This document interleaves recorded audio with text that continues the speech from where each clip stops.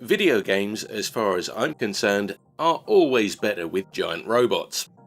Whether they're Gundams, Transformers, Veritex, or any knockoff variant thereof, I'm a sucker for that stuff. So when I first clapped eyes on Respawn Entertainment's original Titanfall in 2014, it looked like an irresistible mix of everything I could possibly want in a video game. I love a good first-person shooter, and the game looked set to reinvigorate that genre by adding giant battle robots, as well as some genuinely interesting play mechanics. Jumping into one of the game's mechanized titans, players could lumber about the battlefield unleashing all manner of heavy ordnance on the enemy, or they could hop outside to enjoy greater freedom of movement, including the ability to wall run, parkour style. From a mile out, it looked like a really fresh, original approach. So imagine my disappointment when the game turned out to be built around the one gameplay template that's a guaranteed turn-off for me. All those enticing features were built into what turned out to be an online-only multiplayer battle royale game, and as soon as I found out that was what Titanfall was all about, my interest in it completely evaporated. Usually this is the kind of thing I can shrug off and dismiss, but I won't lie. Being a giant robot geek, it was pretty hard for me to take. Titanfall seemed like exactly the kind of game I'd been waiting for, but by design it just wasn't for me, so I felt a little bit cheated, and I felt that Respawn had missed a trick. As it happened though, I wouldn't hold on to those bitter feelings for very long, because in 2016, Respawn ponied up a second Titanfall game, and this time, oh joy of joys, it featured a full offline campaign. I was a bit skeptical though. Online play was still billed as being a big part of the package, and with the game's publisher, EA, having earned a reputation at the time for being somewhat disinterested in providing decent single-player experiences, it made me wonder if that campaign would be a worthy addition or simply a tacked-on afterthought.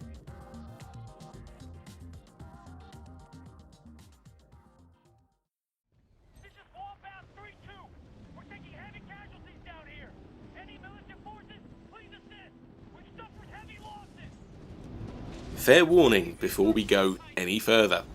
If you're expecting any comment on Titanfall 2's multiplayer modes, you're not going to find it here. When I say online gaming doesn't appeal to me, I really mean it, and I don't talk about such things on this show. Principally, what I'm interested in is the quality of a game's single-player campaign, so it's a good thing that this time around I've picked one that really excels in that department, even if it isn't especially long-lived. As I recall, when it first released, Titanfall 2's campaign proved to be a point of quite some discussion.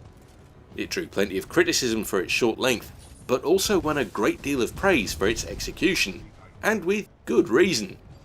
Considering its multiplayer-only roots, this game has one of the most unexpectedly fun, genuinely entertaining single-player campaigns I've ever experienced in a first-person shooter.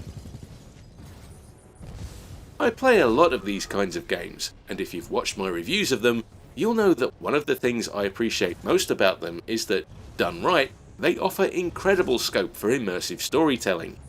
But there are just as many that squander that opportunity. Generally, even the most polished ones can't help but fall into the kind of patterns you expect from a video game. You traverse an area, you meet the enemy, you fight and eliminate them, and then go on your merry way until the next encounter, whereupon that gameplay cycle repeats. In my opinion, what marks the distinction between a bog-standard shooter and a truly great one is how that cycle of events is managed, and how its developers find ways to make it more interesting for the player. And honestly, a lot of games could stand to take a few notes from Titanfall 2, because its campaign has been constructed with a keen awareness of the kind of grinding repetition that often renders games monotonous after a while, and studiously avoids it. A certain amount of variety is already built into the Titanfall game concept just by virtue of the fact that it plays dramatically differently depending on whether the player is in or out of their giant battle robot at any given time. But Titanfall 2 builds on this novel feature of its predecessor to deliver a single-player experience that's truly diverse and multifaceted in terms of what it has to offer. It's a structured affair, which means you aren't given free rein to jump in and out of your Titan when and wherever you please. In fact, it takes a while before you even get to set foot inside it. When you start the campaign proper and meet your Titan sidekick for the first time, amusingly enough, his batteries aren't included, so that means you have to go hunting for them before you can take him for a ride. And that really speaks to the way the whole thing plays out.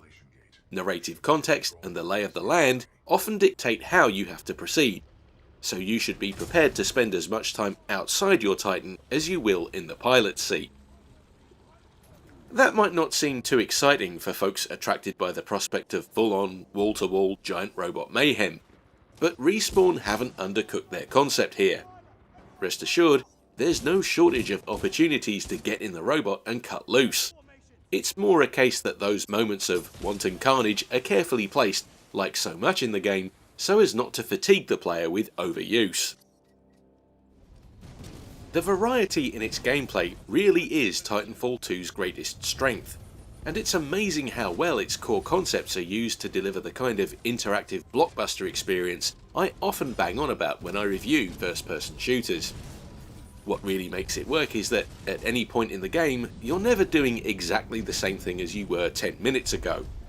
That's most appreciable when you consider how differently the game plays depending on which side of your Titan's armoured chassis you find yourself. On foot, you can move quickly, wield a good range of weapons such as you'd find in any sci-fi shooter, and you have the ability to wall run and double jump, skills which prove necessary to traverse the many wide open spaces found in the game's stage design.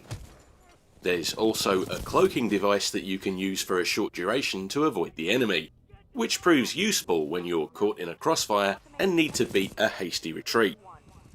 In your Titan, your firepower is raised to that of a small militia, enabling you to take on enemy mechs. You can fight and move in environments a feeble infantryman couldn't, and you can soak up a lot more damage too, but this comes at the cost of speed and manoeuvrability. That dynamic is really only carried over from the first game, and if all Titanfall 2 did was take that and bolt it onto a single player game, I think it would still be a solid effort. But Respawn have taken things way beyond that, constructing an ingenious set of environments and situations for the player to contend with. But the icing on the cake is the inclusion of gameplay mechanics that are specific to certain stages, meaning that, in the tradition of the best first-person action games, this is one that keeps players on their toes and requires them to think as well as shoot. It's a testament to these facets of the game's design that, when they revealed themselves during my first playthrough, the realization of how they would influence the gameplay from that point on made me cheer out loud. I don't want to say too much about what the game throws at players, because I sincerely don't want to spoil any of its cleverest developments for anyone who maybe hasn't yet played it. Suffice to say, Titanfall 2 is a thrilling, intelligently made and brilliantly structured single-player game. I'm not without my criticisms of it though, and after the effusive praise I've showered on it, it's only right that I lay those bare as well. My biggest complaint, which is a commonly held one I've already alluded to, is that Titanfall 2 is really just too short. Generally speaking, I play games for a couple of hours every evening, and playing like that, I sort of hope a first-person shooter will provide me with something like a week's play. This one didn't come anywhere close to that. All told, it took me about 3 evenings to finish, and I have no doubt that some players will get through it even quicker than that. The campaign's length is something I can easily forgive though, because it's just so inventive and brilliantly put together. And it's the kind of thing I knew I wanted to jump back into and play through again sometime. Although I made a note to do so on a harder difficulty setting, because on my first run through, I didn't really feel like I was being tested until very late in the game. Almost until the very end, in fact. Whenever I play a game with the intent to review it, if it offers me a choice, I usually select the medium or normal difficulty setting. But playing Titanfall 2 like that, I found that even the parts of it that felt like they should translate to real spikes in difficulty didn't really offer that much of a challenge. A good example of what I mean would be the periodic battles with enemy Ace Titan pilots. These are effectively the game's boss fights, and so you'd think, given how strong the narrative aspect of the campaign is, they ought to represent its dramatic high-stakes moments. But in reality, however much they might be foreshadowed as moments of dire consequence, they're not much more than bumps in the road. For instance, when the game announced to me that I was going to fight an enigmatic cyborg mercenary who'd been built up as one of its most intimidating characters, I beat them on my very first attempt. That stole some of the game's magic for me, and left what should have felt like a moment of triumph over the worst it was waiting to throw at me, feeling a bit hollow and anticlimactic. Another issue I have is with the range of available weapons, or more specifically, the weapons made available to the Titan. As you progress through the campaign, you discover new weapons loadouts which all have different effects, but I found that there wasn't really a strong enough incentive to switch these up during combat.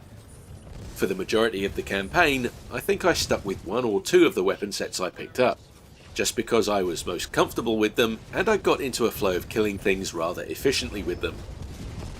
I didn't feel at any point that I was benefited by switching to another weapon system to more effectively deal with a specific situation or enemy type, so the arsenal of weapons I was eventually able to load up my Titan with felt more to me like a holdover from the game's multiplayer aspect that had been haphazardly jammed into the single player experience. Really though, Titanfall 2 is so well put together that it rises above all these issues. Yes, I'd have liked it if the campaign stretched on for maybe another hour or two, but in all honesty, I have to admit that after finishing it, I certainly didn't feel shortchanged. Maybe that's because I'm a cheapskate who buys games months or years after release at a hefty discount. I might have felt a bit cheated had I paid day one prices.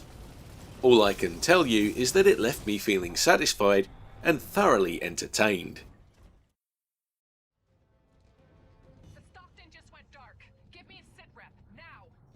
After playing this game, I can happily say that the IP EA and Respawn created with Titanfall most definitely feels like something I could go for more of. So it's with some dismay that I noted EA's next step with the franchise was to take it back to its online-only roots, with Apex Legends, another multiplayer-only affair. That's honestly a lamentable state of affairs as far as I'm concerned, and I could grouse about it here all week. But it does kind of make Titanfall 2 seem all the more precious to me, as it's very clearly made for folks with my particular sensibilities. There's something bizarrely ironic about the fact that a series so seemingly focused on its multiplayer aspect should feature a game like this as one of its entries, because without exaggeration, looking at it just as a single player game, it's probably one of the very best, most inventive examples of its genre. It's an impeccably realised concept, presents players with an exceptionally imaginative, well fleshed out setting, and the Xbox One version, as reviewed here, runs fantastically even on an Xbox One S. If you're a fan of first-person action games, or just really smartly designed video games in general, you owe it to yourself to play this sometime. It's the kind of game people will be talking about for years to come. Absolutely unmissable stuff.